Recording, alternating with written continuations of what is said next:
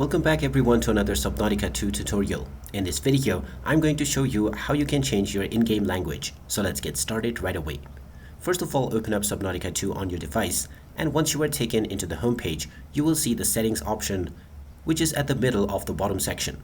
Go ahead and click on it, and now you will end up within the settings tab. From here, you can click on the language option, which is the fourth option counting from the left. You can also look for the globe icon inside of a dialog box to find the language menu. Once you click on this, you will see the currently selected language, and you may click at the left or right arrows to cycle through the different languages that are available.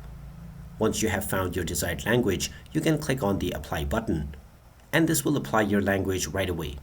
After this, you can continue to play your game with your chosen language. And if you need to change this once again in the future, remember to click on the middle option at the bottom from the home page to get into settings, and then click on the globe icon with a dialog box. So there you have it. That is how easy it is to change your in-game language on the Subnautica 2 game. If you find this video helpful, don't forget to hit that like button and subscribe to our channel for more helpful tips and tutorials. Thanks for watching, and I will see you again in the next video.